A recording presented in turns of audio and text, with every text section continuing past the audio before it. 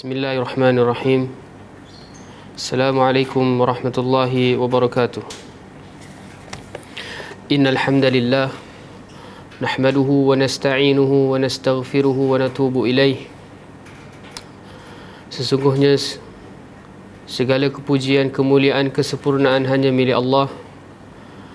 Oleh itu mari kita sentiasa hanya memuji kepada Allah, sentiasa meminta pertolongan hanya kepada Allah, sentiasa meminta ampun dan juga bertaubat kepada Allah Subhanahu wa taala.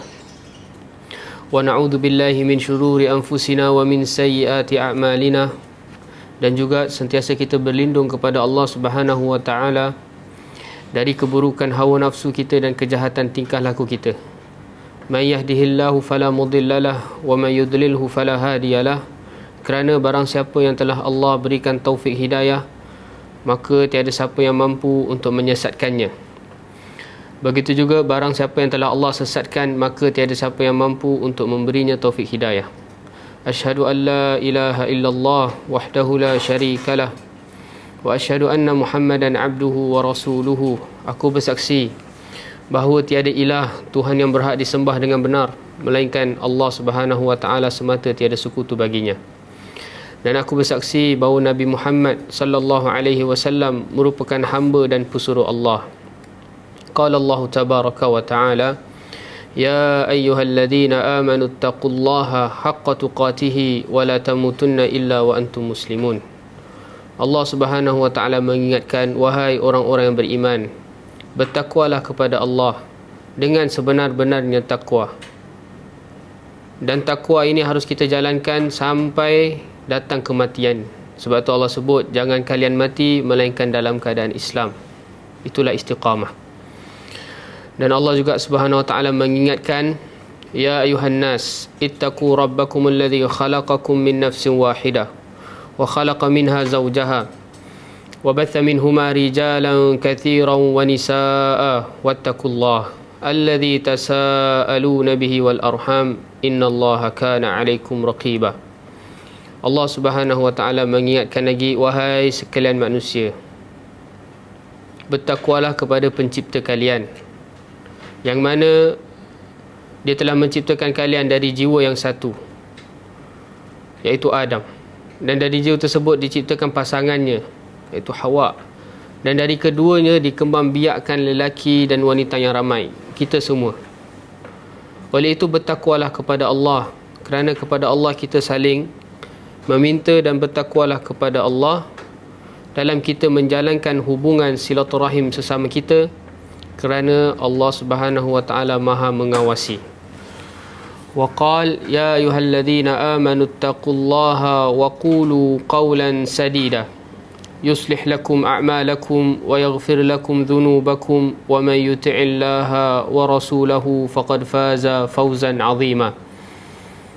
Allah Subhanahu wa taala mengingatkan lagi, wahai orang-orang yang beriman, bertakwalah kepada Allah dan berkatalah dengan perkataan yang benar. Nescaya Allah akan memperelokkan segala urusan dan Allah mengampunkan dosa-dosa kita. Oleh itu barang siapa yang mentaati Allah dan mentaati Rasul, sesungguhnya dia telah menang dengan kemenangan yang besar. Amma ba'd, fa inna asdaqal hadithi kitabullah wa khairal hadi hadi Muhammad sallallahu alaihi wasallam. Ketahuilah sebaik-baik perkataan, sebaik-baik kitab adalah kitab Allah, iaitu Al-Quran. Dan sebaik-baik petunjuk dalam kita beragama hanyalah petunjuk baginda Nabi Muhammad sallallahu alaihi wasallam. Wa syarrul umuri muhdatsatuha fa inna kulla muhdatsatin bid'ah wa kulla bid'atin dalalah wa kulla dalalatin finnar. Dan Nabi SAW mengingatkan, setiap perkara yang paling buruk dalam agama adalah perkara yang diada-adakan tanpa dalil, tanpa petunjuk. Dan setiap perkara yang diada-adakan tanpa dalil, tanpa petunjuk merupakan perkara bid'ah, perkara yang tercela, perkara yang baru dalam agama. Dan setiap perkara bid'ah pasti akan menjerumus seseorang cepat atau lambat kepada kesesatan. Dan setiap kesesatan tempatnya tidak lain tidak bukan adalah di neraka Allah, wa na'udzubillah. Alhamdulillah. Alhamdulillahilladzi bi ni'matihi tatimmus salihat. Bersyukur kita kepada Allah Subhanahu wa taala kerana pada pagi hari ini, pada pagi Khamis ini, kita lagi dapat meneruskan pengajian hadis kita berdasarkan kitab Al-Arba'in An-Nawawi, 40 himpunan hadis karya Al-Imam Abu Zakaria Yahya bin Sharaf An-Nawawi rahimahullah. Dan walillahil hamd, hari ini kita telah memasuki hadis yang ke-7. Setelah kita bahas tentang hadis yang pertama terkait niat, kemudian hadis yang kedua terkait dengan agama kita secara menyeluruh, kemudian ditegaskan lagi tentang rukun Islam pada hadis yang ketiga, kemudian kita pergi kepada hadis yang keempat, hadis yang kelima, hadis yang keenam tentang halal dan haram, dan hari ini kita akan memasuki hadis yang ketujuh. Tapi sebelum kita masuki hadis yang ketujuh, alangkah baiknya untuk kita ulang kaji sedikit sebanyak terkait dengan hadis yang lepas, hadis yang keenam. Hadis yang keenam diriwayatkan dari Abu Abdullah Nu'man bin Bashir radhiyallahu ta'ala anhuma. Dia berkata, sami'tu Rasulullah sallallahu alaihi wasallam yaqul, inna halala bayyinun wa innal harama bayyinun wa bainahuma umurun mushtabihat la ya'lamuhunna kathirun minan nas.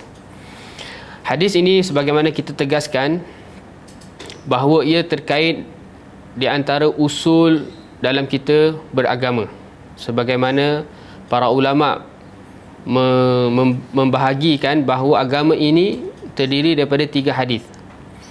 Hadis yang pertama hadis niat, hadis Umar bin Khattab, innamal a'malu bin niat. Hadis yang kedua adalah hadis Aisyah, man amila amalan laisa alaihi amruna fahuwa raddun, ataupun man ahdatha fi amrina hadha ma laisa minhu fahuwa raddun. Dan hadis yang ketiga adalah hadis Nu'man bin Bashir, yang mana niat terkait dengan tauhid, manakala hadis Aisyah terkait dengan amalan kita, al-mutaba'ah, dan hadis Nu'man terkait dengan syariat kita secara menyeluruh. Di sini Nabi SAW menegaskan sesungguhnya perkara yang halal yang dihalalkan oleh Allah telah jelas, sebagaimana jelasnya bahawa air putih itu halal, sebagaimana jelasnya bahawa jual beli itu halal, sebagaimana jelasnya bahawa nikah itu halal. Dan gitu juga wa innal harama bayyinun, dan setiap perkara yang telah Allah haramkan juga telah jelas, sebagaimana air khamar, air arak jelas haram, sebagaimana zina jelas haram, dan lain sebagainya, perkara-perkara yang telah jelas bahawa kita tahu keharamannya. Kemudian wa bainahuma umurun mushtabihat, akan tetapi di antara keduanya, di antara halal dan haram ni terdapat umurun mushtabihat, perkara-perkara yang samar. Mushtabihat adalah perkara yang samar. La ya'lamuhunna kathirun minan nas, yang mana perkara samar ni tidak diketahui adakah ia halal ataupun haram kebanyakan manusia. Kathirun minan nas ni ada khilaf di kalangan ulama dalam perterjemahannya. Ada ulama mengatakan bahawa sememangnya ramai di kalangan manusia tak tahu hukum benda-benda yang syubhat. Sebab para ulama nak dibandingkan dengan orang awam lebih ramai. Jadi makna kathirun minan nas, memang kebanyakan orang awam apabila dia bertemu dengan perkara yang syubhat, maka dia tidak dapat tentukan adakah ini halal ataupun haram. Akan tetapi di kalangan ulama yang lain seperti Syekh Muhammad bin Salih Al-Utsaimin, dia mengatakan kathirun minan nas ni maksud Nabi SAW ramai orang tak tahu dan ramai juga orang tahu. Sebab lafaz dia kathir, bukan akthar. Kalau Nabi SAW sebut la ya'lamuhunna akthar minan nas, maka dah benda tak ada khilaf, memang orang ramai tak tahu, yang tahu sedikit. Tapi disebabkan lafaznya kathir, sebab tu Syekh Al-Utsaimin mengatakan ramai tak tahu dan kemungkinan juga ramai orang tahu. Okey, kemudian kita dah bahas apa yang dimaksudkan dengan al-mushtabihat, ataupun mufrad dia tu jamak al-mushtabihah. Secara bahasa, al-mushtabihah ni daripada perkataan syabaha, iaitu bermakna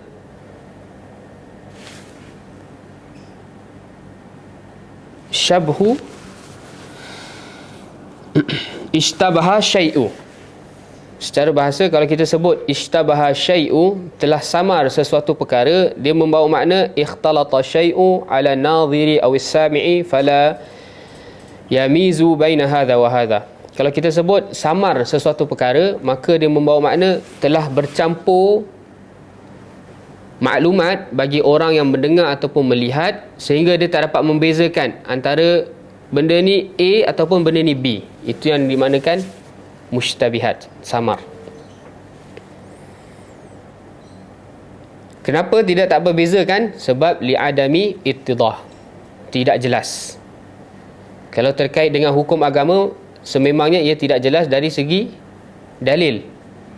Dia tak tahu dalil ini adalah halal ataupun dalil ini adalah haram. Sebab tu dia jadi perkara yang syubhat.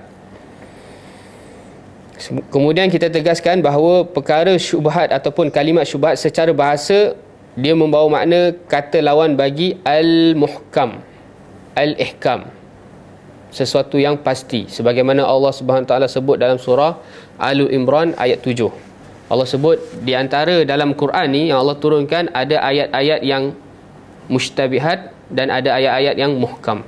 Dan ayat muhkam ni adalah umul kitab. Dalam makna ni kita hanya ambil makna secara bahasa, bukan makna secara istilah ataupun syar'i. Kerana setiap perkara yang dalam Al-Quran hukumnya jelas, tapi Allah sebut sama dan jelas. Sama dan jelas ni bukan secara hukum, akan tetapi secara ayat, makna ayat. Makna ayat yang Allah turunkan kemungkinan ada samar bagi sebahagian manusia, tapi ada sebahagian manusia melihat dia jelas, tapi dari segi hukum ia sudah jelas. Boleh faham ya? Kemudian Allah juga bagi kita jalan keluar dalam kita berhadapan dengan ayat-ayat Al-Quran yang mushtabihat. Kita kena apa? Kita kena kembali kepada ummil kitab. Kita kena kembali kepada ayat-ayat yang muhkamat. Okey.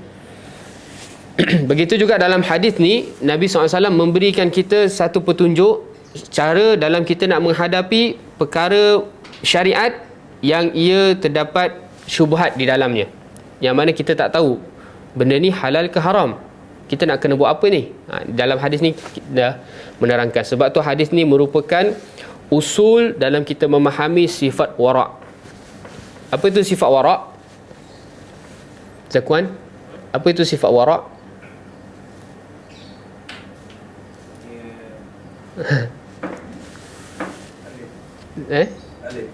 Alim? La. Biarlah wara' dalam istilah masyarakat Melayu, orang yang alim, orang yang kuyup, sayu muka, ni wara' betul tak? Tapi dalam istilah ni bukan. Wara' adalah orang yang menjauhi perkara-perkara syubhat kerana takut terjerumus perkara yang haram. Itu wara'. Walaupun kita tengok dia budak muda, muka tak sayu, tapi dia menjauhi perkara-perkara yang syubhat sebab dia takut nak masuk perkara yang haram, dia adalah orang yang wara'. Sebab tu hadis Nu'man bin Bashir merupakan usul dalam kita nak memahami sifat wara'. Kemudian secara syaraknya, benda yang syubha adalah mala ittadaha hukmuhu bainal halali wal haram. Apa-apa perkara yang tidak jelas bahawa ia adalah halal ataupun haram, maka ia syubhat.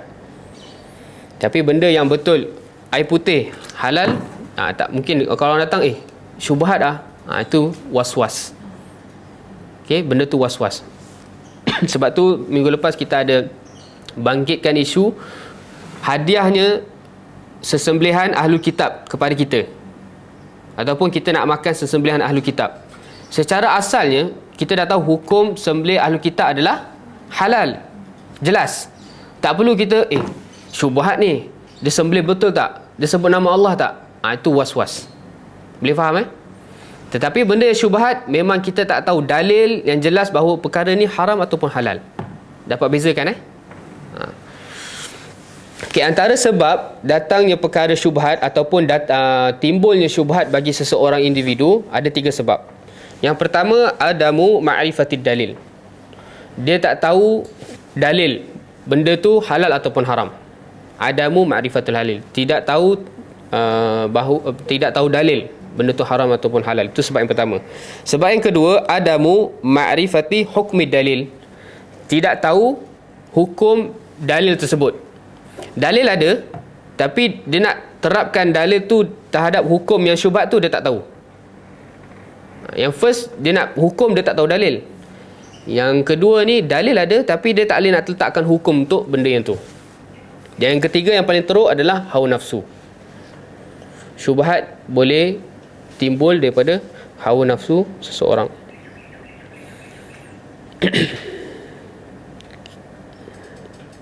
Okey, kemudian Nabi SAW beri kita jalan keluar. Setelah Nabi jelaskan bahawa halal tu dah jelas, haram juga dah jelas, tetapi di antara keduanya ada yang samar. Dan kebanyakan manusia tak tahu hukum ni, kecuali sedikit je, iaitu para ulama'. Jadi Nabi bagi jalan keluar kepada kita. Jika kita terjadi perkara yang kita tak tahu hukum dia, sebelum kita rujuk para ulama', benda ni Nabi sarankan sebelum kita rujuk kepada para ulama'. First kali terjadi sesuatu benda dalam kehidupan ke, dalam muamalat ke, dalam jual beli dan sebagainya, benda ni boleh ke tak boleh, tu kita dah syubhat dah tu. Okay, sebelum kita nak rujuk para ulama', kita nak kena buat apa dulu? Ini jalan keluar dia. Faman ittaqa syubhat faqad istabra'a li dinihi wa irdihi. Barang siapa yang takut, ittaqa ni secara bahasa adalah takut, ataupun menjadikan benteng antara kita dengan sesuatu perkara yang kita takuti. Iaitu, sebab tu takwa makna dia apa? Kita menjadikan benteng takwa tu antara kita dengan azab Allah. Dengan apa? Dengan imtithali awamirihi, dengan kita menjalankan semua perintah Allah, wajtinabi nawahi, dan menjauhi segala larangan Allah. Itu makna taqwa. Dan famanittaqa, barang siapa yang menjauhi ataupun takut ataupun meninggalkan asyubhat, benda-benda yang dia tak tahu dalil dia sama, faqad istabra'a li dinihi wa irdihi. Sesungguhnya dia telah berlepas diri. Dia telah selamat. Dia telah selamat, dia telah jaga agama dia, lidinihi wa irdihi, dan kehormatan dia. Bagaimana dia jaga agama dia? Dia dah terlepas antara 50-50. Sebab benda tu dia tak tahu halal ataupun haram. Jika dia tinggalkan, dia nescaya takkan terjerumus kepada keharaman. Tu dia dah berlepas diri daripada dia punya agama. Manakala irdihi, kehormatan dia pula, dia tidak jadi buah mulut orang. Sebab sebahagian orang hukum dia dah jelas, tapi bagi dia samar. Tiba dia buat juga, yang mana sebenarnya hukum tu sebenarnya dah haram. Jadi orang lain yang lihat, ni kenapa melakukan perkara haram? Akhirnya kehormatan dia boleh tercela ataupun tercela. Sebab tu menjaga kehormatan adalah salah satu asas paling utama dalam agama kita. Okey. Kemudian waman waqa'a fi syubhat waqa'a fil haram. Barang siapa yang terjerumus ataupun masuk dalam benda yang syubhat, Nabi sebut waqa'a fil haram, dia masuk dalam benda yang haram. Betul ke? Ya ke? Tak betul lah, sebab kita belum tahu tu halal ke haram. Tapi Nabi sebut siapa masuk syubhat, dia masuk haram. Tetapi Nabi sebut tadi syubhat ni hukum dia belum jelas. Dia bukan betul yang haram dah jelas. Kalau kita masuk haram, kita masuk haram lah. Tapi sekarang kita tak buat haram lagi, benda tu baru syubhat. Tetapi Nabi dah pesan, siapa masuk syubhat, dia dah masuk yang haram. Betul, kita kena tinggalkan. Tapi apa maksud sabda Nabi ni? Waman waqa'a fi syubhat waqa'a fil haram. Secara zahirnya benda ni tak betul, betul tak? Siapa yang masuk syubhat, dia dah buat benda haram. Tetapi syubhat tu dalil dia belum jelas. Boleh faham tak maksud saya? Jadi ada dia punya syarah di sini. Siapa yang masuk syubhat, dia akan nyaris-nyaris masuk haram. Kenapa?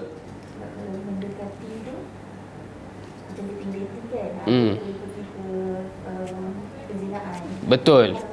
Itu salah satu sebabnya. Salah satunya, barang siapa yang dah selalu bermain dengan perkara yang dia tak jelas dalil tu, akhirnya perkara yang haram dia akan terjerumus. Itu salah satu tafsir ulama', kan?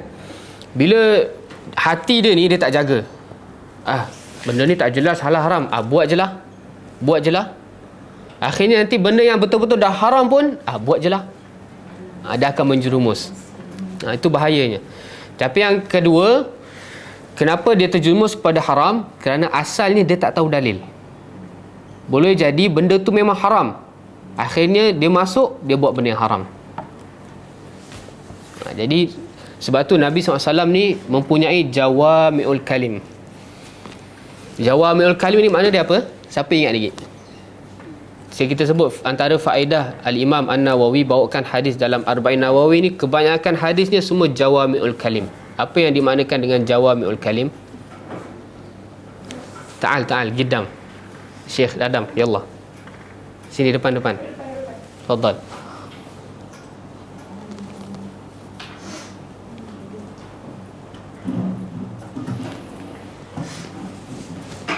Ya ahlan wa sahlan. Kaifa hal? Okey, kita bahas tentang hadis yang ke-6 lagi. Kita murajaah. Okey, apa yang dimaknakan dengan jawami'ul kalim? Utitu jawami'al kalim. Nabi sebut antara kekhususan ataupun specialnya aku sebagai Nabi yang terakhir, aku diberikan oleh Allah adalah jawami'ul kalim. Apa yang dimaksudkan jawami'ul kalim? Jawami'ul kalim adalah perkataan yang sedikit tetapi membawa makna dan faedah yang sangat-sangat banyak.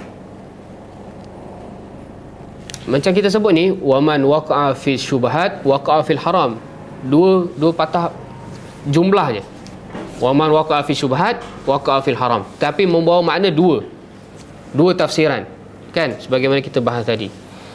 Itulah salah satu mukjizatnya Nabi SAW. Begitu juga hadis yang ketujuh ni, ad-dinun nasiha, antara termasuk hadis yang jawami'ul kalim. Dua patah perkataan tetapi mau makna yang banyak. Mungkin siri ni tak cukup, kita kena buat 2 siri berdasarkan hadis ni, mungkinlah. Kemudian Nabi sebut, Nabi berikan pemisalan. Itu antara cara Nabi SAW mengajar para sahabat, iaitu sentiasa berikan analogi biar orang lebih faham. Bagaimana seseorang yang terjerumus syubhat, dia boleh terjerumus kepada benda yang haram. Nabi bagi contoh, karra'i yar'a haulal hima yushiku an yaqa'a fi. Seperti seorang penggembala, dia penggembala apalah, lembu ke, kambing ke, unta ke, yang penting dia ra'i, dia penggembala, dan dia menggembala haiwan-haiwannya di haulal al-hima, di sekitar tempat-tempat yang terlarang. Tanah dia sekitar ni. Kemudian kalau dia lepas daripada tanah dia, itu adalah tanah terlarang, tanah kerajaan ke, tanah orang ke, tanah wakaf ke. Tetapi penggembala ni, dia pergi taruh kambing dia kat hujung-hujung ni. Yang mana kita tahu kalau kambing ni secara tabiatnya, dia bukan ada akal. Dia tengok tanah sebelah rumput lebih hijau ke, lebih panjang, dia akan pasti masuk. Akhirnya bila kambing tu ataupun lembu ataupun unta masuk dekat tanah orang, maka penggembala dia dah dapat dosa. Begitulah orang yang melakukan benda-benda syubhat, dia bermain di tepi-tepi larangan Allah. Kemudian Nabi SAW beri lagi analogi, ala wa inna likulli malikin hima. Dengarlah. Ala ni adalah adatu tanbih, untuk orang dengar. Kalau nak terjemahkan lebih sedap ni, ala ni, dengarlah, itulah ala. Wa inna likulli malikin hima, bahawa sesungguhnya setiap raja, setiap kerajaan ada benda-benda yang dilarang. Betul tak? Antaranya pada zaman PKP tu, larangan yang diterapkan kerajaan adalah dilarang buka emas, dilarang keluar kalau yang tak cukup dos. Itu hima, itu larangan-larangan bagi setiap kerajaan. Ala, dan dengarlah, ketahuilah, wa inna himallahi maharimuhu, dan larangan-larangan Allah adalah perkara-perkara yang telah Allah haramkan. Dan kita kena ketahui, benda yang halal jelas, haram jelas, dan di antara keduanya samar hanya terjadi pada hamba sahaja. Manakala bagi Allah semuanya dah jelas, Okey? Sebab tu bagi Allah benda ni sebenarnya dah haram dah. Tetapi sebabkan kejahilan hamba ni, dia tak tahu dalil, ataupun ada dalil tapi tak tahu pakai, ataupun ikut hawa nafsu, dia tetap buat benda yang syubhat ni. Sebab tu Allah sebut kat sini, ala wa inna himallahi maharimuhu. Dan ketahuilah bahawa larangan-larangan Allah jangan kau masuk, sebab benda tu telah Allah haramkan. Kemudian Nabi sebut, ala wa inna fil jasadi mudghatan idza salahat salaha jasadu kullu wa idza fasadat fasada jasadu kullu ala wahyal qalb. Ala, dan ketahuilah sesungguhnya pada jasad kita ni ada sesuatu, ada seketul daging, mudghah. Besar mana mudghah ni? Besar daging yang boleh masuk dalam mulut. Idza salahat, spesialnya daging ni, apabila dia baik, salaha jasadu kullu, akan baiklah semua tubuh badan luaran dia. Wa idza fasadat fasada jasadu kullu, apabila dia rosak, maka rosaklah semua tubuh badan dia. Apa seketul daging ni? Hati. Jadi hati adalah raja organ tubuh badan kita. Kalau kita nak nilai hati seseorang tu rosak tak rosak, kita nilai pada luaran dia je. Tak perlu kita nak husnuzon ke apa, tak. Sebab Nabi sebut dah jelas, jika hati dia baik, luaran dia pasti baik. Tapi jika hati dia tak baik, pasti luaran dia tak baik. Jadi orang yang tak pakai tudung, orang yang isap rokok, orang yang buat apa-apa kemungkaran, kalau kita tegur, dia cakap, tak apa, yang penting hati aku baik. Dia dah kadzab, dia berbohong. Sebab Nabi sebut, kalau awak baik hati, nescaya awak tak isap rokok, nescaya awak akan tutup aurat dan lain sebagainya. Ini dalil yang kena hafal untuk kalau kita bertemu dengan manusia-manusia yang sebegini. Dia pakaikan dalil hati dia bersih, tak apa dia buat maksiat dan sebagainya. Dan hadis ni diriwayatkan oleh Bukhari dan Muslim. Jelas Jadi hadis ni merupakan hadis usul dalam kita memahami sifat wara', iaitu meninggalkan perkara-perkara yang samar hukumnya agar tidak terjerumus kepada perkara yang haram. Itu adalah sifat wara'. Persoalannya adalah kita seorang yang wara' ataupun tidak? Tepuk dada, tanya iman lah. Okey, hari ni kita masuk hadis yang ke-7. Lah, ana kena cari dulu. Okey, bismillah. Khalas. Okey, tadi sebelum ni saya dah tulis beberapa nota. Lepas tu saya save, saya buka balik dah tak jumpa. Tapi apa yang saya ingat adalah insya-Allah. Okey, hadis yang ke-7 ini juga merupakan salah satu usul dalam kita beragama. Dan kemungkinan hadis ni telah ramai di kalangan kita dah dengar dan telah pelajari. Okay, yang pertama kita bahas tentang rawi hadis. Dari Abi Ruqayyah Tamim Ad-Dari radhiyallahu ta'ala anhu. Ini adalah seorang sahabat yang meriwayatkan hadis ini. Nama dia siapa? Nama dia Tamim. Tamim. Lupa kita nak bahas tentang Tamim. Tamim bin Aus Ad-Dari. Tamim ni berasal dari mana? Dari Palestin, daripada Syam. Bila dia masuk Islam? Pada tahun 9 Hijrah. Bila Nabi wafat? Tahun berapa Nabi wafat? Tahun 11 bulan Rabiul Awal, 12 Rabiul Awal. Ijma' para ulama' Nabi wafat pada 12 hari bulan Rabiul Awal tahun 11 Hijrah. Ijma', tak ada khilaf. Tetapi bila Nabi lahir, ada khilaf. Jadi berhati-hati kalau kita nak melakukan sambutan.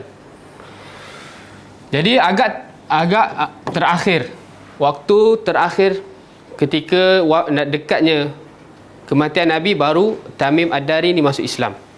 Asalnya daripada Palestin dan dia beragama Nasrani. Sebab tu Tamim Ad-Dari ni antara salah seorang sahabat yang hebat dalam memahami kitab Taurat dan Injil. Tamim Ad-Dari. Kemudian siapa lagi? Abdullah bin Salam, seorang Yahudi yang masuk Islam. Seorang lagi yang datang daripada luar Madinah, luar Mekah. Yang lain.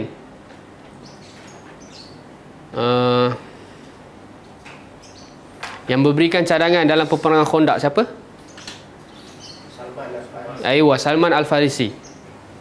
3 orang sahabat ni adalah antara sahabat yang mahir dalam Ahlul Kitab. Di antaranya adalah Tamim Ad-Dari bin Aus Ad-Dari. Kunyah dia siapa? Abu Ruqayyah.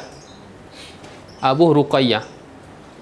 Mungkin salah seorang nama anak dia adalah Ruqayyah. Dan Ruqayyah ni adalah seorang wanita.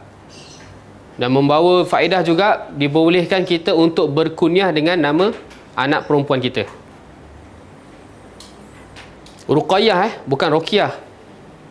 Kena jelaskan makhraj tu. Bila kita sebut Ruqyah, Ruqyah tu dah jampi. Ruqayyah betul, Ruqayyah. Abi Ruqayyah, bapaknya Ruqayyah iaitu Tamim bin Aus Ad-Dari. Bila dia wafat? Pada tahun 40 Hijrah. Di mana wafatnya? Di Palestin. Jadi ketika terbunuhnya Khalifah Uthman bin Affan, dia kembali ke Palestin, ke Syam, yang mana pada asalnya duduk di Madinah. Inilah Tamim bin Aus Ad-Dari. Dan Tamim bin Aus Ad-Dari ni tidak banyak meriwayatkan hadis, tetapi dia menjadi salah seorang sahabat yang sangat-sangat terkenal dengan lancarnya bacaan Quran, hafal Quran, sentiasa solat malam. Dan diriwayatkan bahawa satu-satunya sahabat yang diberi tauliah pada era Khalifah Umar bin Khattab untuk memberi tazkirah ataupun mengajar di masjid adalah Tamim Ad-Dari. Walaupun hidupnya mungkin sekitar 2 tahun lebih kan bersama Nabi SAW, tetapi menjadi seorang sahabat yang hebat. Sebab tu kita nak menjadi seseorang yang hebat ataupun menjadi pendakwah yang hebat, tak semestinya kena belajar bertahun-tahun di atas kita punya kehendak sendiri. Okey, kemudian Tamim Ad-Dari ni sebelum dia masuk Islam, terdapat satu riwayat yang masyhur tentang Dajjal dan Jassasah, yang mana Nabi SAW, hadis diriwayatkan oleh Fatimah, bukan anak Nabi, Fatimah isterinya kepada Usamah bin Zaid. Dia mengisahkan satu hadis panjang riwayat Muslim, ketika mana suami dia dah meninggal, datang beberapa sahabat nak bernikah dengannya, tetapi dia pergi kepada Rasulullah SAW, di antaranya Muawiyah dan beberapa sahabat lain. Akan tetapi Nabi SAW sebut, nikahlah bersama Usamah bin Zaid. Kemudian hadis panjang, akhirnya Fatimah ni ceritakan, pada satu hari Nabi SAW setelah solat berjemaah, Nabi naik ke atas mimbar. Nabi cakap, jangan di antara kalian keluar daripada masjid, tunggu, saya ingin sampaikan sesuatu. Kemudian Nabi sambung lagi, tidaklah aku sampaikan perkara ini adalah perkara yang menggembirakan ataupun perkara yang menakutkan, rahbatan ataupun gharabatan, tidak. Aku ingin menyampaikan satu kisah bahawa seseorang yang bernama Tamim Ad-Dari, seorang yang berasal dari Syam, Nasrani, telah bertemu denganku dan masuk Islam. Kemudian dia bercerita denganku bahawa dia bersama kawan-kawan dia pergi berlayar. Kemudian pergi berlayar, akhirnya di tengah lautan, di mana dia tak tahu, dia dimainkan ombak selama sebulan. Pergi sana, pergi sini, pergi sana, pergi sini. Akhirnya dia terdampar di satu pulau. Lepas tu di pulau tersebut, dia bersama kawan-kawannya turun, dia nampak satu binatang yang terlalu lebat bulu dia, sampai tak tahu mana buntut, mana kepala. Lepas tu dia cakap, dia orang tanya, siapakah engkau? Akulah Jassasah. Kemudian Jassasah tu perintah pergi masuk ke dalam pulau tu ada seseorang yang nak bertemu dengan kalian. Itulah Dajjal. Panjang, hadis yang panjang, boleh buka nanti saya bagi nombor hadisnya, riwayat Muslim. Dan hadis ni adalah hadis yang dibawa oleh, yang diceritakan oleh Tamim Ad-Dari. Okey. Radhiyallahu taala anhu, semoga Allah meridainya.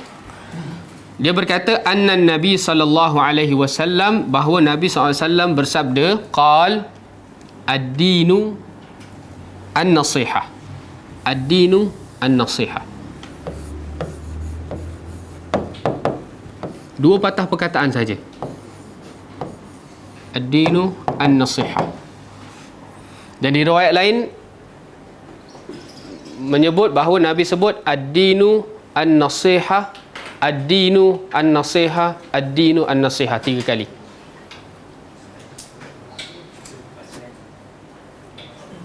Tentang Dajjal.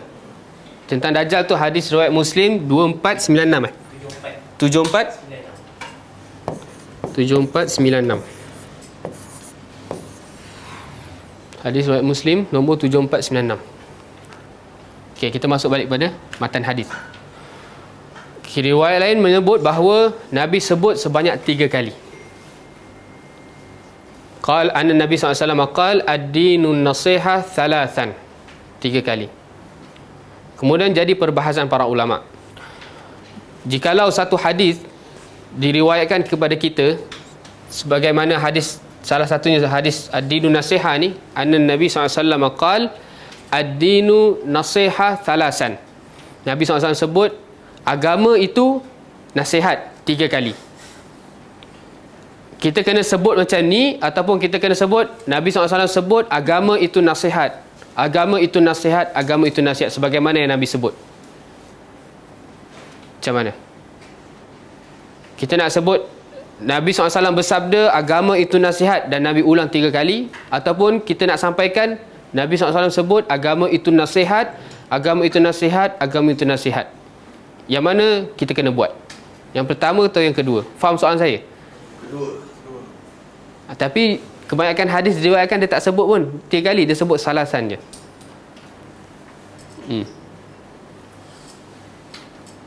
Dua-dua ada tempat untuk kita terapkan. Yang pertama tu, kalau kita nak sebut Nabi sebut 3 kali, itu dalam kita penulisan, dalam kita nak tulis, dalam kita nak buat nota, itu tak apa, kita tulis 3 kali. Tapi dalam kita nak sampaikan kepada orang, kita kena sampaikan sebagaimana Nabi SAW sampaikan kepada para sahabat.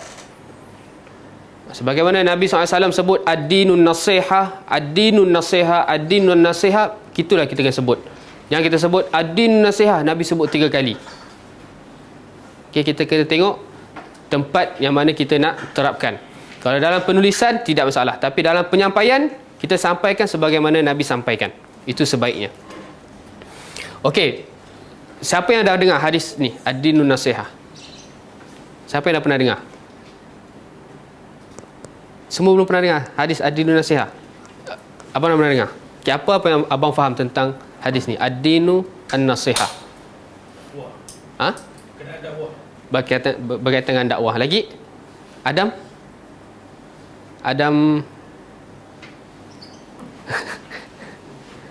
Afiq? Siapa lagi pernah dengar hadis ni? Yang pertama sebut terkait dengan dakwah, iaitu nasihat lah, kan? Agama itu adalah nasihat. Lagi ada siapa?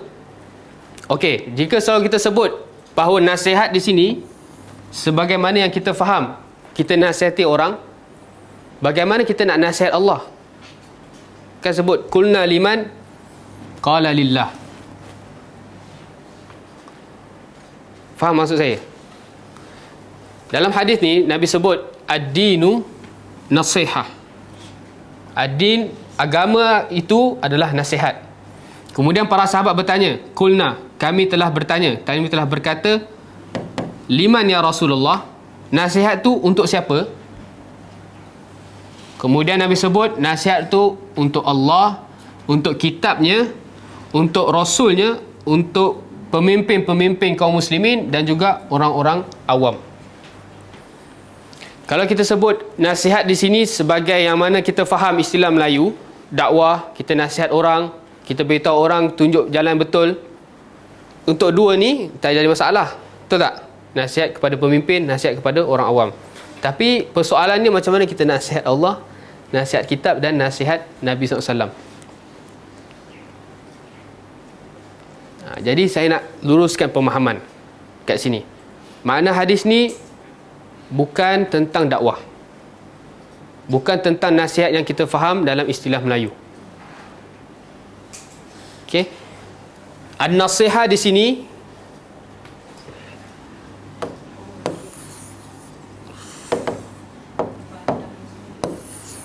An-nasihah di sini dia membawa makna secara bahasa. An-nushu. Okey, kita ambil dulu An-nushu. Apa makna an-nushu? An-nushu secara bahasa ada dua makna. Yang pertama, al-khulus ataupun al-khulus. Al-khulus daripada perkataan ikhlas. Apa makna ikhlas? Suci, bening, tidak ada apa-apa kotoran. Itulah al-khulus. Dan itulah dia maknakan makna bagi an-nushu, iaitu sesuatu perkara yang bersih. Sebab tu dikatakan nasahul aslu, madu tu bersih. Maksudnya apa? Madu tu bersih daripada kotoran-kotoran sarang, daun dan apa-apa campuran lain dalam istilah Arab. Kemudian yang kedua, iltiamu syai'ain. Makna secara bahasa an-nushu yang kedua adalah iltimam ni dia Laisa, dia memberi penyembuhan, healing, apa orang sebut,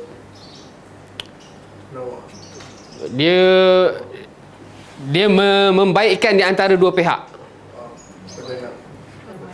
Pendamai, penenang, pengobat antara dua perkara. Iltiamu syai'ain. An-nushu secara bahasa juga membawa makna elok ataupun membaikkan antara dua benda. Sebab tu penjahit juga digelar sebagai an-nasih. Kenapa? Dia gabungkan di antara dua. Antara kain dengan kain ni dia gabungkan jadi satu. Boleh faham? Sebab tu penjahit pun khayyat dinamakan nasih dari segi bahasa. Okey, jadi yang pertama kita dah tahu nasih di sini adalah bersih, khulus, ikhlas. Yang kedua adalah membaikkan di antara dua pihak. Itu secara bahasa. Okey, secara istilah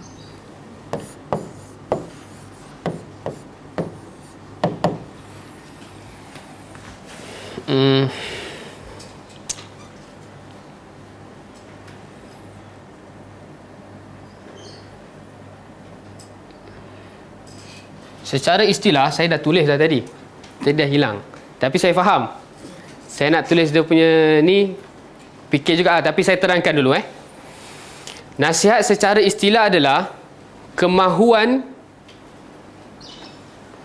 bagi seseorang nasih. Nasih ni orang, okey, sebelum minta maaf. Nasihat, okey, saya dah ingat dah. Alhamdulillah. Kalimatun jami'atun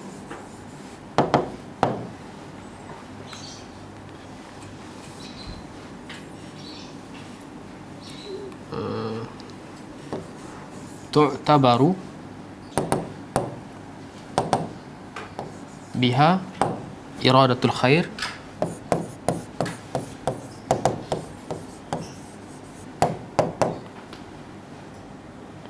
fi'lan wa iradatan minan nasih lil mansuh. Okey, alhamdulillah. Okey, nasihat secara syarak.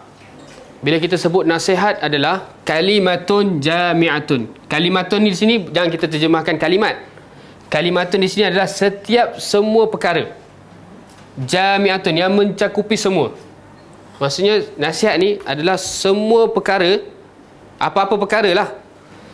Tu'tabaru biha, yang diibaratkan, yang diterjemahkan baginya iradatul khair, menginginkan kebaikan. Apa-apa perkara yang kita menginginkan kebaikan, dia adalah nasihat. Tapi belum habis lagi. Dengar dulu saya terjemah, nanti baru kita cari takrif yang sedap sikit. Setiap perkara yang tu'tabaru ni diterjemahkan ataupun setiap perkara yang mencakupi semua, yang membawa makna iradatul khair, menginginkan kebaikan, fi'lan, secara fi'il, secara perbuatan, ataupun iradatan, secara niat. Dia nak buat baik, dia nak inginkan kebaikan. Jadi semua benda yang dia nak buat baik dan dia inginkan kebaikan, minan nasih, daripada orang yang melakukan tersebut, kepada orang yang dilakukan. Sebab tadi kita sebut secara bahasa apa? Ilti'amu syai'an kan. Jadi nasihat ni dia mesti ada dua pihak. Mesti ada dua pihak. Jadi makna nasihat secara syarak adalah orang yang nasih ni, kita menginginkan apa-apa kebaikan secara perbuatan ataupun niat bagi kita untuk orang yang kita nak nasihat tu, mansuh. Jadi misalnya kita, Ana dengan Zahiri ada benda yang problem. Jadi bila kita sebut nasihat, Ana nak betul-betul benda yang baik untuk Ana secara fi'lan ataupun iradatan, antara Ana dengan Anta. Jadi kita jadi bersih antara dua. Faham tak? Lebih daripada itulah. Boleh faham? Sebab jadi makna ni bila kita sebut nasihat untuk Allah, boleh faham? Jadi kita nak bersihkan hubungan kita dengan Allah dengan mentauhidkan dia, dengan ikhlas, dengan rububiyah. Kita nak nasihat bagi kitab Allah, kita tadabbur, kita percaya hukum hakam di atas, di dalamnya. Kita buat apa yang ada perintah di dalamnya, meninggalkan apa larangan di dalamnya. Boleh dapat itu makna istilah. Jadi apa-apa perkara kalimatun jami'atun yang memberi makna iradatul khair, kita menginginkan kebaikan. Semua benda yang kita nak baik secara fi'lan ataupun iradatan, yang kita nak ataupun yang kita lakukan daripada kita dan kepada yang mansuh. Itu adalah nasihat. Jadi agama ni adalah nasihat. Boleh faham? Jadi dia bukan agama adalah nasihat, kita nasihat orang. Tak. Yang Nabi masukkan dalam hadis 7 ni, hadis yang ke-7 dalam Arba'in Nawawi, agama adalah nasihat, maksud dia ni. Boleh tangkap sebab tu para sahabat tanya, kulna liman, kepada siapa yang kita nak bersihkan hati, ikhlaskan, beningkan segala kemahuan kebaikan secara fi'lan ataupun iradatan kepada orang tu, siapa yang berhak dapat ni? Baru Nabi sebut lillahi, kepada Allah yang pertama. Lepas tu kemudian kepada kitabnya, kepada rasulnya, kepada pemimpin-pemimpin dan kepada semua orang, amatihim. Boleh faham Boleh ulang? Nak menunjukkan kefahaman. Boleh, sila bang. Nak saya ulang? Okey, jadi makna di sini, sebab tu hadis ni merupakan usul dalam kitab agama. Bahkan di antara ulama menyatakan hadis ini dia berada di atas, bawah dia adalah hadis Jibril. Hadis Jibril nombor 2. Kan kita dah bahas tentang Islam, iman, ihsan, tentang hari kiamat. Kemudian Nabi sebut kepada Omar, itu adalah Jibril atakum yu'allimukum dinakum. Itulah Jibril, dia datang sebenarnya nak ajar kalian perkara-perkara dinakum, terkait dengan agama-agama kalian.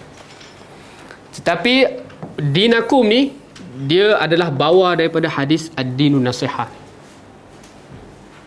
Boleh faham? Walaupun hanya dua patah perkataan je, ad-dinu an-nasihah, tapi membawa makna yang sangat-sangat luas, faedah yang sangat-sangat banyak. Okay, settle makna ad-dinu nasihah. Jadi kalau saya sebut dengan makna nasihat ni, agama ini terdiri dengan nasihat. Agama ini terdiri dengan nasihat. Agama ini terdiri dengan nasihat. Jadi kita nak tanya, nasihat kepada siapa tu yang layak?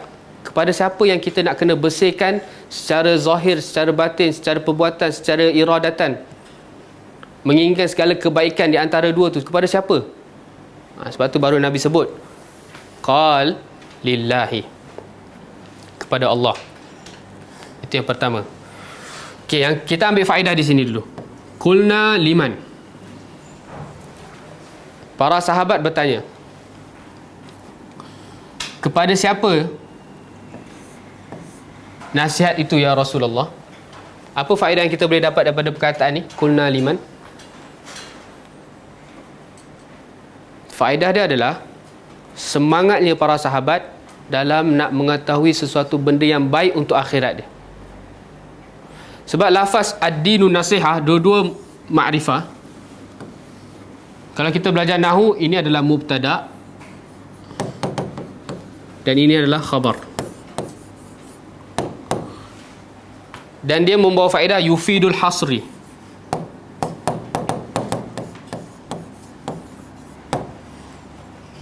Kalau kita belajar bahasa Arab, bila sebut ad-dinu an-nasihah, seakan-akan menunjukkan bahawa agama ni terdiri daripada nasihat je, balaghah dia. Sebagaimana Nabi sebut, al-hajju arafah. Haji ni benda yang paling utama, dia punya kemuncak adalah Arafah. Sebagaimana istilah Arab juga, an-nasu banu Tamim. Manusia ni yang paling mula, yang paling utama di antara mereka semua adalah Banu Tamim, keturunan Nabi SAW. Sebab tu bila para sahabat dengar ad-dinu an-nasihah, lepas tu Nabi ulang lagi 3 kali, agama ini adalah nasihat. Okay, bila saya sebut nasihat ni, semoga makna nasihat dalam ni dah berubah lah. Jangan fikirkan nasihat kita nasihat orang. Bila Nabi sebut agama ini terdiri daripada pokok nasihat, benda yang paling utama yang terdiri bagi agama ini adalah nasihat. Nabi ulang 3 kali. Sebab tu para sahabat terus tanya, liman ya Rasulullah? Untuk siapa yang aku nak iradatul khair ni, nak sucikan? Itu semangatnya para sahabat. Yang kedua, para sahabat ni, dia tidak akan tanya benda yang sia-sia. Dia tidak akan tanya benda yang tidak bermanfaat. Jadi apa-apa yang para sahabat tak tanya, jangan kita tanya.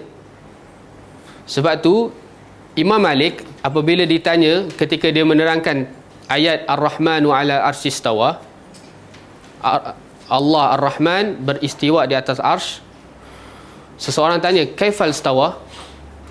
Wahai Imam, bagaimana Allah beristiwa? Apa jawab Imam Malik? Al-istiwa'u ma'lum wal kaiful majhul was su'alu anhu bid'ah. Istiwa yang mana Allah sebutkan bersemayam tinggi di atas arsy maklum secara bahasa, tetapi bagaimana majhul, kita tak tahu. Sebab Allah Rabbul Alamin, kita ni manusia yang semua segala terhad, penglihatan terhad, pendengaran terhad, otak pun terhad. Kalau Allah nak sebut pun kaif, kita tak akan dapat terima punya, boleh jadi gila. Boleh tak? Faham tak? Sebab tu benda tu majhul. Tapi sebagaimana Allah terangkan, dah maklum. Dan bertanya perkara ni adalah benda yang baru, bid'ah. Imam Malik marah, akhirnya dah halau orang ni. Dan memang diriwayatkan pun tidak ada seorang sahabat pun bertanya kepada Rasul bagaimana Allah istiwa, bagaimana Allah ada tangan, bagaimana Allah ada wajah dan sekian-sekiannya. Sebab benda ni dah maklum. Bila kita sebut wajah, sebagaimana yang kita faham wajah, tetapi wajah kita tak sama dengan wajah Rabbul Alamin. Kan benda ni boleh terima, tetapi kenapa kita nak kena takwil dan lain sebagainya? Inilah faedah yang kita dapat daripada para sahabat. Apa yang para sahabat tak tanya, jangan kita nak tanya. Okey? Okey, kemudian yang paling pertama dan utama Nabi sebut nasihat yang kita kena lakukan adalah kepada Allah Subhanahu Wa Taala. Persoalannya, bagaimana kita nasihat kepada Allah? An-nasihatu lillah. Macam mana? Yang pertama, ikhlas.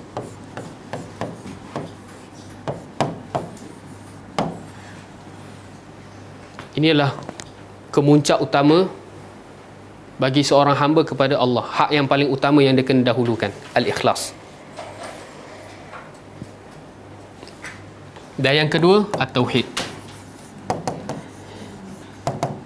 Ini umum dan ini lebih khusus. Tauhid terbagi menjadi 2 ke 3? Dua. Okey, kalau 2 apa? Yang pertama? 2 ke 3? Nak 2 ke 3? Dia 2 boleh? 2 Okey, akak Kak Ina 2. Okey, yang pertama tauhid apa? Kalau 2? Boleh juga yang 2 boleh. Siapa ingat lagi yang 2? Kita bagi menjadi 2 sebab kalau 3 jadi isu kan. Oh, 3 was 4 dia 2. Tak, kalau kita sebut tauhid menjadi 3, orang semua akan cop kita Pak Wahab. Tapi kita ubah sikit. Tapi bukan taqiyah, ni betul. Tauhid terbagi menjadi 2. Yang pertama tauhid al-ilmi. Yang kedua tauhid al-amali. Apa makna tauhid al-ilmi? Tauhid ilmu. Tauhid ilmu pengetahuan. Kita mentauhidkan Allah dengan kita tahu siapa itu Allah. Itu tauhid ilmi. Manakala tauhid amali hasil daripada ilmu. Setelah kita tahu Allah, kita tahu rububiyatullah, kita tahu asma dan sifat Allah, baru kita tauhid amali. Segala amalan ibadah kita hanya kepada Allah. Okey. Yang ni ada ar-rububiyah dan al-asma wa sifat.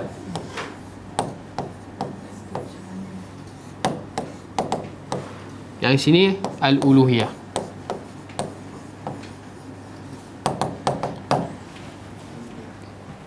Okey, 2 poin ni adalah kemuncak nasihat kita untuk Allah. Okey. Bagaimana kita nak betul-betul bersihkan khulus.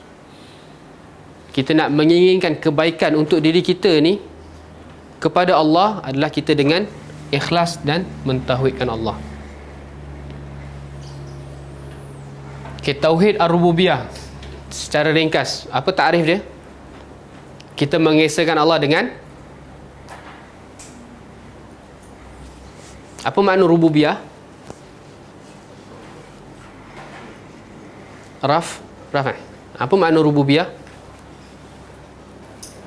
Mentauhidkan Allah dengan, mengesahkan Allah dengan, kalau kita sebut mengesahkan Allah dengan rububiyah, apa makna rububiyah? Dia daripada perkataan apa? Rabb. Rabb ni dalam bahasa Arab dia membawa makna 3. Yang pertama apa? Khaliq. Yang kedua Malik. Yang ketiga Mudabbir. Bila kita sebut Rabb, dialah yang hanya mencipta, dia yang memiliki segala setiap sesuatu yang dia cipta, dan dialah yang mengurus semua benda yang dia cipta. Itulah Rabb. Sebab tu Allah sebut yang ayat pertama dalam surah Al-Fatihah, Alhamdulillah Rabbil Alamin. Segala bentuk kepujian, alif lam, alhamdu, semua bentuk kepujian, kemuliaan, ke apa lagi lah, lillah, hanya bagi Allah. Kenapa? Sebab Allah adalah Rabbul Alamin. Allah yang menciptakan alamin, Allah yang memiliki alamin, dan Allah yang mudabbir alamin. Alamin apa? Alam, sekalian alam, semua benda selain Allah, itu alam. Apa yang kita dapat dalam kita sebut Alhamdulillahi Rabbil Alamin? Rasa apa? Rasa cinta. Betul tak? Kalau saya sebut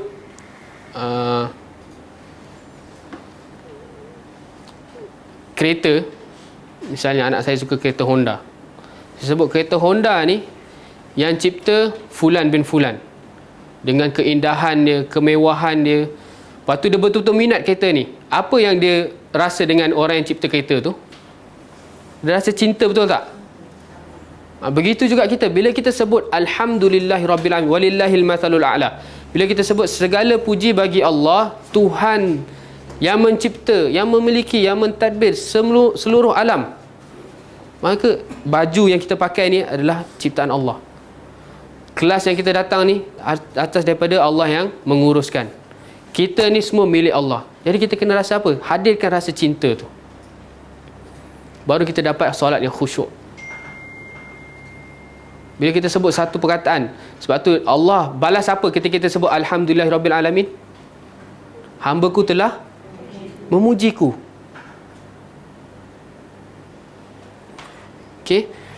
Kemudian Ar-Rahmanir Rahim, yang Maha Pemurah lagi Maha Penyayang. Kita rasa apa tu? Ar-Rahmanir Rahim adalah asal daripada kalimat rahmat. Dan kita tahu kunci utama untuk kita masuk syurga adalah rahmat Allah. Jadi bila kita sebut Ar-Rahmanir Rahim, yang memiliki sifat Rahman, yang memiliki sifat Rahim, kita kena rasa apa? Ar-Raja. Kita kena rasa mengharap rahmat Allah. Allah yang begitu luas rahmatnya, ya Allah, semoga aku dapat rahmat Kau. Semoga dengan rahmat Kau aku dapat masuk syurga. Semoga dengan aku masuk syurga aku dapat melihat wajah keagungan Kau, ya Allah. Itu adalah Ar-Raja. Setelah Al-Hub, kita pergi ke Ar-Raja. Dan Ar-Raja adalah Tauhid Al-Asma' wa Sifat. Ar-Rahman, Ar-Rahim, nama-nama dan sifat-sifat Allah. Sifatnya daripada sifat Ar-Rahmah, kasih sayang. Kemudian setelah Ar-Rahman Rahim, Maliki Yaumiddin. Kita dah berharap, ya Allah, semoga aku dapat kasih sayang Kau, aku dapat cinta Kau, dan akhirnya aku dimasukkan ke dalam syurga. Tapi Allah tak lepaskan kita sekadar mengharap je. Allah nak tanamkan juga kepada kita sifat Al-Khawf, takut, supaya kita tak syok sendiri. Sebab tu Allah sebut Maliki Yaumiddin, Raja bagi hari pembalasan. Ingat, kalau engkau tak betul-betul beramal, kau betul-betul tak ikhlas, tak betul-betul menjalankan segala aku perintah, ingat ada hari pembalasan. Bukan kau mati dah habis. Dan hari pembalasan yang begitu dahsyat, siapa raja dia? Allah. Itu rasa khauf. Okey. Sebab kemudian saya lupa nak terjemahkan ad-dinun nasihah. Perkataan din tu tadi Maliki Yaumiddin juga. Apa beza dia? Din kat sini ada dua din. Melalui hadis dan ayat ni, mana ad-din terbagi menjadi dua. Yang pertama dinul amal,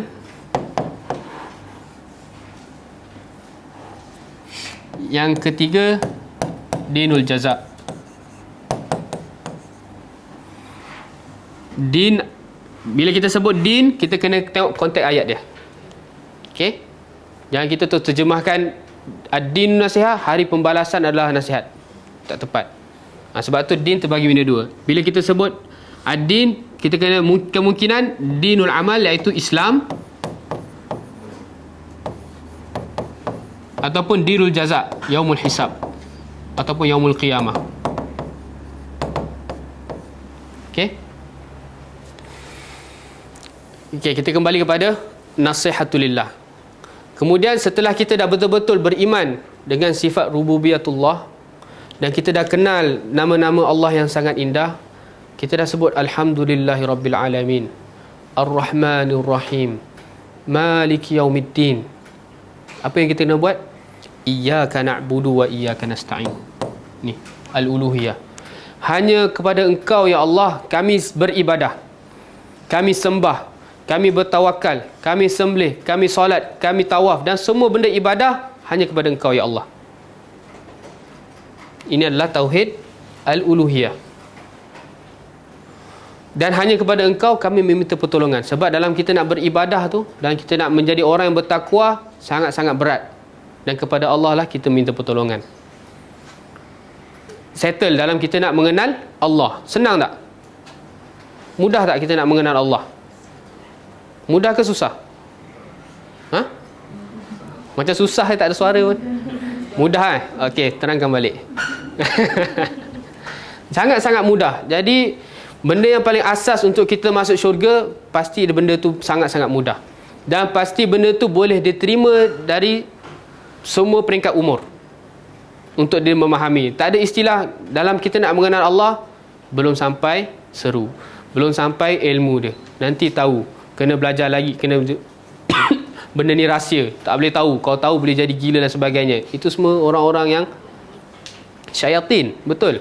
Dalam kita nak mengenal Rabbul Alamin, Tuhan pencipta kita, dia mempersulitkan bagaimana kita nak beramal. Okay. Dan ini adalah asas dalam kita nak nasihatulillah. Dan ingat, nasihat tu adalah din. Pokok agama adalah nasihat. Dan nasihat paling utama adalah kepada Allah. Dan bagaimana kita nak nasihat kepada Allah? Ikhlas dan tauhid.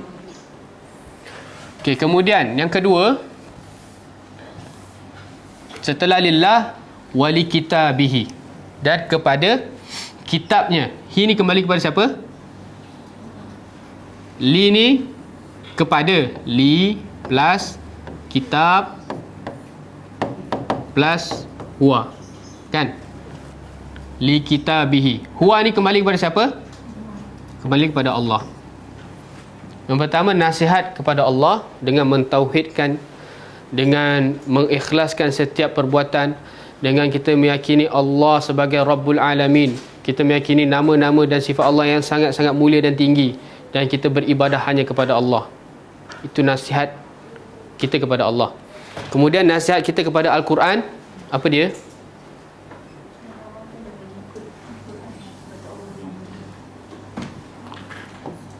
Yang pertama apa? Menjalankan semua perintah. Imtithal awamirihi. Lawannya apa? Meninggalkan segala larangannya. Imtithal awamirihi wajtinab nawahi. Kemudian yang kedua, apa nasihat kita untuk Al-Quran? Adzibbu an mulhidin. Kita mempertahankan Al-Quran. Adzibbu lahu minal mulhidin. Kita sentiasa mempertahankan Al-Quran daripada orang-orang yang menyelewengkan Al-Quran. Baik orang tu betul-betul dah kafir, ataupun orang tu Islam, tapi dia menyelewengkan makna Al-Quran, kita kena pertahankan. Itu adalah nasihat kita untuk Al-Quran. Kemudian yang ketiga, apa lagi? Tasdiq akhbarihi. Kita kena betul-betul beriman, yakin bahawa semua akhbar, semua berita-berita yang dalam Al-Quran adalah benar. Tasdiq akhbari.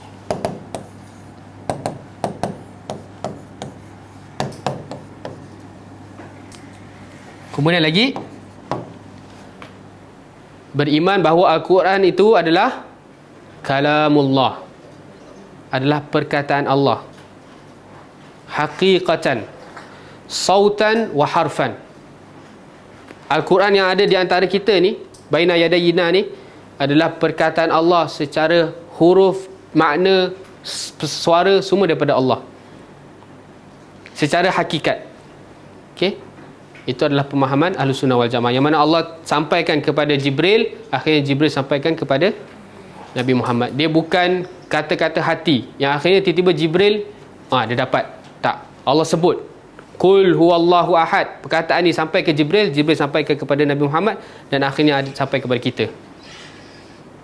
Sebab ada istilah orang lain cakap suara tu tak ada, kita tak boleh tetapkan Allah bersuara dan sebagainya. Akhirnya Jibril dapat sebagai sautun nafsi, suara hati. Tiba-tiba sampai ke hati Jibril, akhirnya baru suara tu Qul huwallahu ahad tu daripada asalnya daripada suara Jibril. Tak, itu salah. Al-iman bi anna al-Qur'ana kalamullah. Okey. Jadi daripada 1 sampai ke 4 ni, bagaimana kita nak terapkan benda ni? Satu je perkara. Bila kita buat benda ni, baru kita boleh imtithal awamirihi wajtina binawahi, baru kita boleh pertahankan dia, baru kita boleh percaya semua khabar-khabar dia, baru kita boleh yakin bahawa ini adalah perkataan Allah. Kita kena buat apa? Tadabbur. Ingat, tadabbur. Bukan sekadar baca sahaja. Sebab tu dalam Al-Quran, carilah daripada surah Al-Fatihah sampai An-Nas, Allah tidak pernah memuji orang-orang yang baca sahaja. Bahkan Allah mencela orang yang tak tadabbur. Bila kita tadabbur, kita faham apa yang Allah nak dan apa yang tak nak, baru kita boleh terapkan nasihat bagi kitab Allah. Dan ingat, nasihat adalah agama, ad-dinun nasihah. Dan nasihat kita untuk Al-Quran adalah kita tadabburnya. Hasil daripada kita tadabbur, kita faham, kita amalkan, kita sampaikan, baru kita boleh terapkan. Okey? Kemudian wali rasulihi. Yang ketiga, nasihat untuk Rasul Allah. Ini kembali kepada Allah. Siapa Rasul Allah? Nabi Muhammad bin Abdullah sallallahu alaihi wasallam. Okey, bagaimana kita nak nasihat bagi Rasul sallallahu alaihi wasallam? Yang paling pertama dan utama adalah al-ittiba. Ini adalah usul dalam kita nak nasihat kepada Nabi SAW. Kita ikut. Sebab bukti kita cinta Allah, cinta Nabi adalah kita ikut Rasul SAW. Apa dalil ya?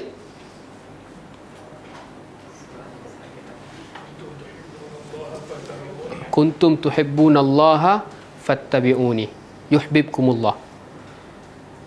Jikalau kalian betul-betul cinta Allah. Cinta Allah tak? Allah yang Rabbul Alamin, Allah yang mempunyai nama-nama dan sifat yang mulia, Allah yang berhak kita sembah. Kita cinta Allah tak? Allah yang menciptakan kita. Apa bukti kita cinta Allah? Ikuti Nabi Muhammad SAW. Dan Nabi Muhammad SAW adalah manusia yang paling amanah secara mutlak di atas muka bumi ni. Dia dah sampaikan setiap sesuatu, tidak tertinggal satu perkataan pun. Maknanya agama telah sempurna dengan petunjuk baginda Nabi Muhammad. Khairul hadi hadi Muhammad sallallahu alaihi wasallam. Sebaik-baik petunjuk dalam beragama adalah Nabi Muhammad, petunjuk Nabi SAW. Kemudian seterusnya apa? Nasihat kita untuk Nabi SAW. Apa ta'arif kita beriman dengan Nabi SAW? Siapa ingat lagi rukun Islam? Rukun iman.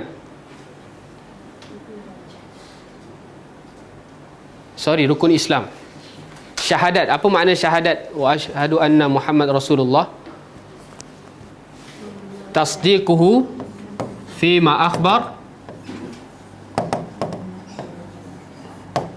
Saya sebutlah, tasdiquhu fi ma akhbar. Kita betulkan, kita percaya, kita beriman secara bulat apa yang Nabi sampaikan. Baik itu perkara yang dah berlaku ataupun perkara yang akan berlaku. Bila Nabi SAW sebut, kita percaya. Kemudian wamtithal awamirihi, dan kita buat apa yang Nabi perintah. Kerana apa yang Nabi perintah adalah Allah perintah, wa ma atakumur rasul fakhudhu wa ma nahakum anhu fantahu. Apa yang Allah sendiri sebut, apa yang Rasul perintah, maka ambillah, lakukanlah. Maka apa yang Rasul larang, maka tinggalkanlah. Tasdiqu fi ma akhbar wa imtithal fi ma amar wajtinabu fi ma naha wa zajar, dan meninggalkan apa yang Nabi SAW larang, semua kita tinggalkan. Sebab apa yang Nabi larang adalah larangan Allah. Wa ma yantiqu anil hawa in huwa illa wahyun yuha. Kemudian wa alla yu'badu illa bima syara'ni tiba, dan kita tidak beribadah kepada Allah melainkan apa yang Nabi syariatkan. Dan inilah, perbuatan inilah baru kita boleh claim kita mahabbatuhu, cinta Nabi SAW. Okey. Setelah kita ittiba dan kita benarkan apa Nabi sebut, buat apa Nabi suruh, tinggalkan Nabi larang, baru kita boleh claim kita cinta Nabi. Jangan first kali kita dah claim kita cinta Nabi, lepas tu tengok perbuatan kita tak sama dengan perbuatan Nabi SAW. Bahkan bertentangan dengan apa yang Nabi pesan. Wa na'udzubillah. Okay, boleh faham? Itulah nasihat kita untuk Nabi SAW. Dan ingat, nasihat adalah agama. Ad-dinun nasihah. Sari inti agama adalah nasihat. Dan nasihat yang ketiga adalah nasihat kepada Nabi SAW. Dengan apa tadi? Yang paling pertama sekali adalah dengan ittiba'. Kemudian percaya, membetulkan, membenarkan apa yang Nabi sampaikan, melakukan apa yang Nabi perintah, meninggalkan apa yang Nabi larang, dan mencintai Nabi SAW. Okay, kemudian kita boleh habiskan hari ini insyaAllah. Okay, yang seterusnya, wali a'immatil muslimin. A'immah ni merupakan jamak daripada perkataan imam. Jamak dia a'immah. Imamun a'immah. Kepada imam. Imam maksud dia apa? Pemimpin, ketua, qudwah. Al-muslimin. Pemimpin kaum muslimin. Okay, apa nasihat kita untuk pemimpin kaum muslimin? Apa nasihat kita untuk Anwar Ibrahim? Sebab dia pemimpin kita. Ha?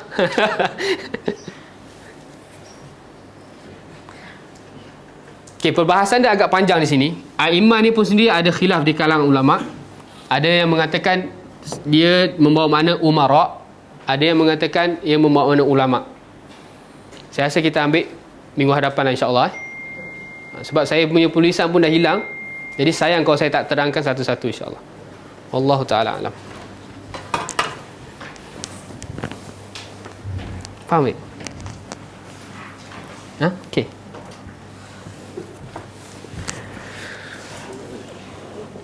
Okey, jadi semua dah jelas makna nasihat di sini. Okey, jangan kita ambil ataupun kita fahami hadis ni sebagaimana kita faham nasihat apa yang kita faham, iaitu seseorang memberikan petunjuk ataupun kata-kata yang baik untuk orang yang lain. Tak, ia lebih daripada itu. Jadi kalau orang sebut, marilah kita berdakwah, kita sampaikan kebenaran, sebagaimana Nabi sebut ad-dinun nasihah, kena tak dalil dengan apa yang diterapkan? Kena ke? Ha? Tak kena. Mereka ada cakap, marilah kita betul-betul beriman kepada Allah, beriman kepada kitab Allah, beriman kepada Nabi SAW, kita taat perintah para pemimpin, kita sampaikan cinta kepada semua orang sebagaimana Nabi sebut ad-dinun nasihah. Kena tak? Alhamdulillah, faham lah tu. Okay, insyaAllah jadi kena luruskan pemahaman. Sebab saya tengok kat YouTube pun, sebelum saya ni saya study berapa kuliah, ada ustaz yang dia salah dalam pentafsiran ni. Tapi bukan kita tak boleh nafikan, memang di antara makna nasihat adalah iradatul khair lil ghair. Kita menginginkan kebaikan kepada orang lain, iaitu kita tunjuk dia jalan yang betul, kita beritahu dia ini salah, ini tak tu. Maknanya kita nak inginkan kebaikan kepada dia. Itu salah satu makna. Tapi dalam makna hadis ni bukan makna itu. Ia lebih pada khulus, lebih kepada menjaga hak antara kita dengan mansuh, orang yang kita nak jaga nasihat tersebut. Jelas ya? Ada apa pertanyaan ke? Silakan. Okey. Yang dikatakan yang biasa kita dengar kan, agama tu nasihat. Mungkin yang mereka sampaikan tu untuk muslimin. Sebab kita tu sampai muslimin. Ya, betul. Ya. Ya, sebab tu saya sebut, bila kita faham agama itu adalah nasihat sebagaimana kita faham, untuk dua yang terakhir ni tak jadi masalah. Kita nasihat para pemimpin, kita nasihat awam. Tetapi bagaimana kita nak terapkan nasihat kita untuk Allah? Itu jadi pening.